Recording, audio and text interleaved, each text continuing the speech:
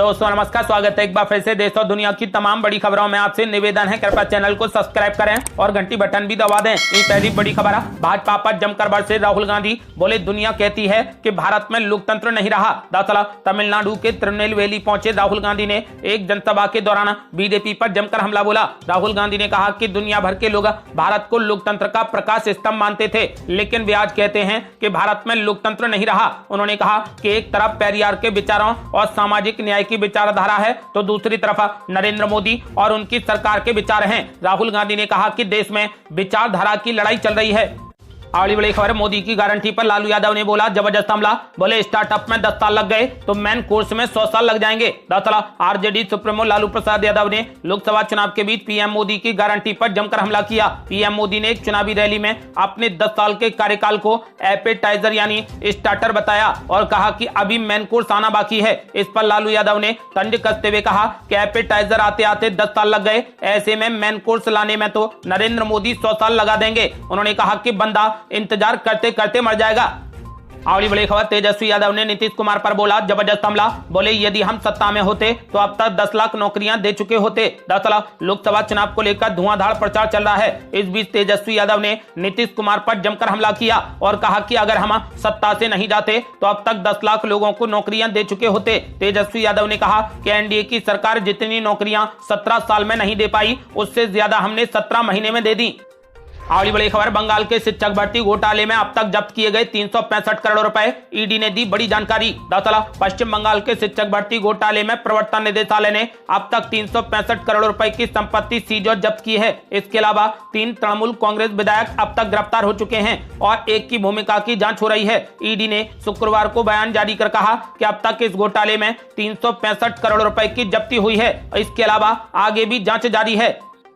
अगली बड़ी खबर, पप्पू यादव के गले पड़ी नई मुसीबत। ऑफिस में रेड के बाद आचार संहिता के मामले में एफआईआर की गई दर्ज। दरअसल पूर्णिमा लोकसभा सीट से निर्दलीय उम्मीदवार पूर्व सांसद राजेश रंजन उर्फ पप्पू यादव पर एक नई मुसीबत आ गई। पहले उन्हें महागठबंधन ने टिकट नहीं दिया। अब पूर्णिमा प्रशासन ने पप्पू यादव के खिलाफ आदर्श आचार संहिता का केस दर्ज कर लिया है। उनके खिलाफ आदर्श आचार संहिता के उल्लंघन के आरोप लगाए गए हैं। पूर्णिमा जिला प्रशासन और पुलिस टीम ने पप्पू यादव के कार्यालय में गुप्त सूचना के आधार पर छापेमारी भी की थी। अगली बड़ी खबर, हिंदू त्योहारों पर मांस खाने पर घिरे राहुल गांधी और तेजस्वी यादव। खुद पीएम मोदी ने साधा निशाना। दरअसल नवरात्र और सावन में मांसाहार करने के मुद्दे पर पीएम नरेंद्र मोदी ने विपक्ष पर जमकर हमला किया। शुक्रवार को जम्मू और कश्मीर के उधमपुर में जनसभा के दौरान पीएम नरेंद्र मोदी ने कहा कि नवरात्र में नॉनवेज खाते हैं और भावनाओं को ठेस पहुंचाते हैं। पीएम मोदी ने विपक्षी नेताओं की तुलना मुगलों से कर दी। हाल ही में राष्ट्रीय जनता दल के नेता और बिहार के पूर्व मुख्यमंत्री तेजस्वी यादव ने भी मछली खाते हुए एक वीडियो शेयर किया था। इसी को लेकर पीएम नरेंद्र मोदी ने जबरदस्त हमला किया। अगली बड़ी खबर, महायुद्ध का मंडराने लगा खतरा। भारत सरकार ने दी सलाह, कहा ईरान और इजराइल की यात्रा न करें। दरअसल भारत ने शुक्रवार को अपने नागरिकों से ईरान या फिर इजराइल की यात्रा न करने को कहा है। सीरिया में 11 दिन पहले ईरानी वाणिज्य दूतावास पर हमले के बाद दोनों देशों में बढ़ते तनाव के बीच ये चेतावनी जारी की गई है। ईरान ने इस हमले के लिए इजराइल को जिम्मेदार ठहराया है और ऐसी आशंका जताई गई है कि तेहरान जल्द ही इजराइल पर हमला कर सकता है। विदेश मंत्रालय ने एक परामर्श में ईरान और इजराइल में रहने वाले भारतीयों को सलाह दी है कि अपनी सुरक्षा के बारे में अत्यधिक सतर्कता बरतें और अपनी गतिविधियां कम से कम रखें। अगली बड़ी खबर, उमर अब्दुल्ला ने बीजेपी पर बोला जबरदस्त हमला। बोले बीजेपी की जमानत हो जाएगी जब तक, यदि ऐसा नहीं हुआ तो मैं राजनीति छोड़ दूंगा। दरअसल नेशनल कॉन्फ्रेंस के नेता उमर अब्दुल्ला ने कहा कि अगर बीजेपी कश्मीर में लोकसभा का चुनाव लड़ती है और उसकी जमानत जब्त नहीं हुई तो मैं राजनीति छोड़ दूंगा। प्रेस कॉन्फ्रेंस को संबोधित करते हुए उमर अब्दुल्ला ने बीजेपी को खुला चैलेंज दे दिया। इस प्रेस कॉन्फ्रेंस के दौरान पार्टी ने 3 सीटों पर उम्मीदवार उतारने के फैसले की जानकारी दी। इसमें बारामूला से खुद उमर अब्दुल्ला चुनाव लड़ेंगे। अगली बड़ी खबर, पीएम मोदी को जेल भेजने वाले मीसा भारती के बयान पर चिराग पासवान ने साधा निशाना। बोले प्रधानमंत्री देश का गौरव हैं। दरअसल चिराग पासवान ने मीसा भारती के प्रधानमंत्री को जेल भेजने वाले बयान पर निशाना साधा। उन्होंने कहा कि जिसके परिवार पर खुद भ्रष्टाचार के आरोप लगे हैं वो प्रधानमंत्री के बारे में क्या बोलेगा। चिराग पासवान ने कहा कि पीएम मोदी के बारे में ये किस तरीके की भाषा बोली गई है। प्रधानमंत्री देश का गौरव है, इस तरीके की भाषा का इस्तेमाल करके वो क्या संदेश देना चाहते हैं। उन्होंने कहा कि जो बोल रहे हैं वो खुद और उनके परिवार पर भ्रष्टाचार का आरोप लगा है। ऐसे में इस तरीके की भाषा सिर्फ और सिर्फ बदले की भावना को दर्शाती है। अगली बड़ी खबर, पीएम मोदी की दीवानी बुलेट रानी पहुंची प्रयागराज। कई जगहों पर भाजपा कार्यकर्ताओं ने किया स्वागत। दरअसल पीएम नरेंद्र मोदी के वैसे तो देश भर में लाखों फैन हैं, लेकिन बुलेट रानी के नाम से मशहूर तमिलनाडु की राजलक्ष्मी मोदी के इन प्रशंसकों में बेहद खास है। देश में इन दिनों लोकसभा के चुनाव चल रहे हैं, लिहाजा प्रधानमंत्री मोदी की अनूठी फैन इन दिनों अपनी बुलेट से फर्राटा भरते हुए खास अंदाज में पीएम मोदी के लिए लोगों से वोट मांग रही है। राजलक्ष्मी की दलील होती है कि लोग सिर्फ नरेंद्र मोदी के नाम पर ही ना वोट करें, बल्कि एक ऐसा वोट दें जो देश के काम आए। बुलेट रानी की दलील है कि प्रधानमंत्री मोदी का हर कदम देश के हित में होता है, लिहाजा देश के हित में लोगों को मोदी के पक्ष में मतदान करना चाहिए। अगली बड़ी खबर, अखिलेश यादव ने अपनी एक और लिस्ट कर दी जारी, उतार दिए धांसू उम्मीदवार। दरअसल लोकसभा चुनाव के लिए उत्तर प्रदेश में समाजवादी पार्टी ने 2 और प्रत्याशियों का ऐलान कर दिया। समाजवादी पार्टी ने कौशाम्बी और कुशीनगर लोकसभा क्षेत्र में उम्मीदवार उतारे हैं। समाजवादी पार्टी ने कौशाम्बी से पुष्पेंद्र सरोज और कुशीनगर से अजय प्रताप सिंह उर्फ पिंटू सेंथवार को प्रत्याशी बनाया है। समाजवादी पार्टी ने यूपी में अभी तक 50 से ज्यादा सीटों पर उम्मीदवार उतार दिए हैं, वहीं अभी तक 8 सीटों पर प्रत्याशी बदले हैं। अगली बड़ी खबर, यूपी में गृह मंत्री अमित शाह ने कर दिया बड़ा दावा। बोले इस बार यूपी की सभी 80 की 80 सीटें जीतेगी बीजेपी। दरअसल मुरादाबाद में चुनावी जनसभा को संबोधित करते हुए देश के गृह मंत्री अमित शाह ने कहा कि इस बार ना तो 2014 की तरह 73 और ना ही 2019 की तरह 65, बल्कि इस बार तो यूपी में पूरी 80 की 80 सीटें भाजपा को जीतनी है। पश्चिमी यूपी में पहले चरण का चुनाव है, जो पश्चिम वाले करेंगे वही पूरा देश करेगा। इसीलिए इस बार कमल का बटन दबाना है और मोदी जी को तीसरी बार प्रधानमंत्री बनाना है। अमित शाह ने कहा कि 2 बार आपने प्रधानमंत्री बनाया तो सारे वादे पूरे किए, देश की अर्थव्यवस्था को 11 नंबर से 5वें नंबर पर ले आए। इस बार तीसरी बार पीएम मोदी को प्रधानमंत्री बना दीजिए तो देश को तीसरे नंबर पर ले आएंगे। अगली बड़ी खबर, मुख्यमंत्री नीतीश कुमार ने लालू परिवार पर चुन चुनकर बोला हमला। बोले ये लोग सिर्फ कमाने की कोशिश करते हैं। दरअसल माफीगढ़ के मैदान में चुनावी सभा को संबोधित करते हुए मुख्यमंत्री नीतीश कुमार ने आरजेडी सुप्रीमो लालू यादव का नाम लिए बगैर जमकर हमला बोला। उन्होंने कहा कि आज एक ही परिवार के कितने सदस्य चुनाव लड़ रहे हैं। नीतीश कुमार ने कहा कि इन्हें जब भी मौका मिलता है तो पति पत्नी बाल बच्चा और बेटा बेटी को ही आगे बढ़ाते हैं। उन्होंने कहा कि परिवार को आगे बढ़ाने के सिवाय इन लोगों ने कुछ भी नहीं किया। नीतीश कुमार ने कहा कि हम 18 साल से हैं, हमने अपने परिवार को आगे बढ़ाया है क्या? हमारे परिवार को कोई जानता है क्या? उन्होंने कहा कि ये लोग सिर्फ कमाने की ही कोशिश करते हैं।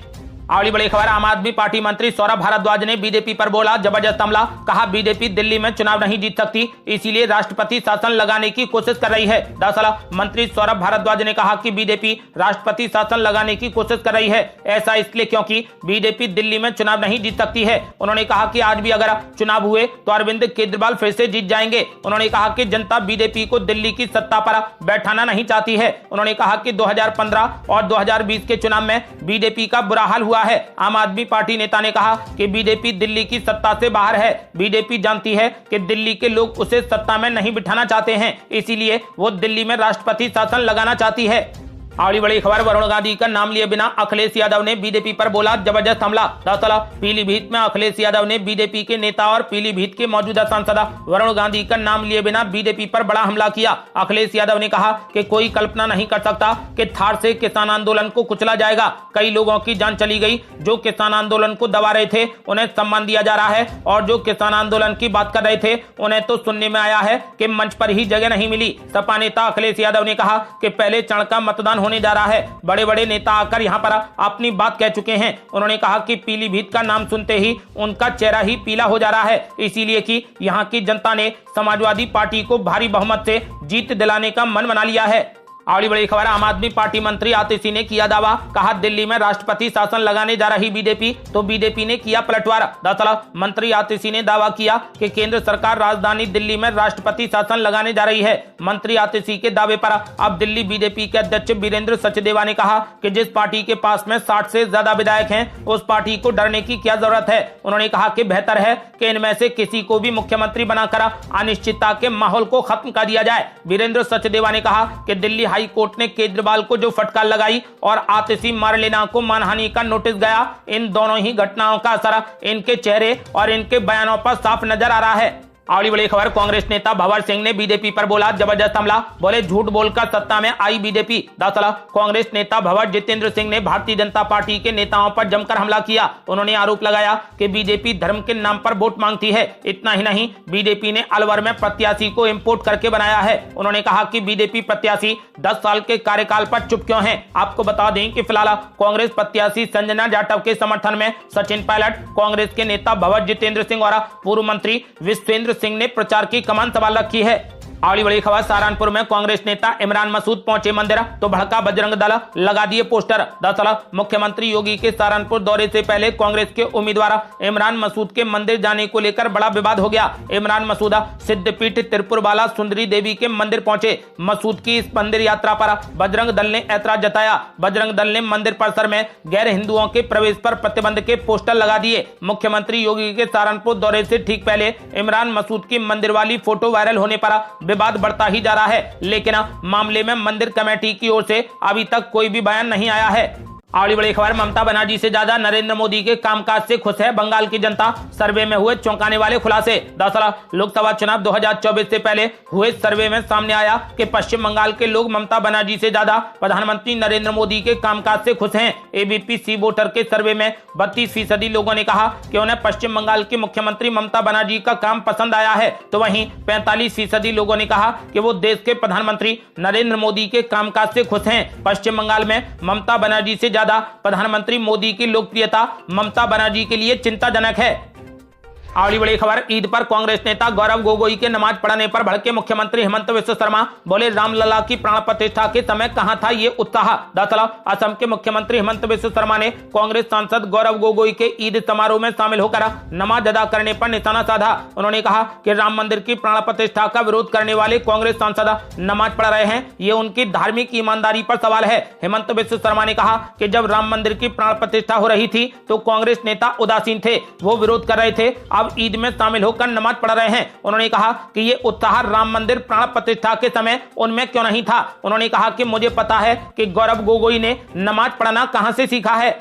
अगली बड़ी खबर, वफादारी पर मचा बवाल, स्मृति ईरानी बोली नाम और गांव बदलना सुना था, लेकिन राहुल गांधी ने तो परिवार बदल लिया। दरअसल केंद्र मंत्री स्मृति ईरानी ने अमेठी से सांसद रहे कांग्रेस नेता राहुल गांधी पर निशाना साधा और कहा कि सभी ने नाम बदलते और गांव बदलते सुना है, लेकिन परिवार बदलते किसी ने नहीं सुना। उन्होंने कहा कि राहुल गांधी ने वायनाड में कहा कि वायनाड उनका परिवार है और वहां के लोग वफादार हैं। केंद्र मंत्री ने कहा कि इसका मतलब यह हुआ कि 15 साल तक जहां के राहुल गांधी सांसद रहे उस अमेठी के लोगों के लिए वो वफादार नहीं हैं। उन्होंने कहा कि वो वायनाड में जाकर अमेठी को गालियां देते हैं। ऐसे लोगों को मुंह तोड़ जवाब देने के लिए इस बार अमेठी का मतदाता तैयार बैठा है। उन्होंने कहा कि गांधी खानदान खासकर राहुल गांधी चाहते थे कि अमेठी में लोग गरीब बने रहें, इसीलिए जब कोई गरीब का बेटा भारत का प्रधान सेवक बनता है तो उसे ये लोग पचा नहीं पाते।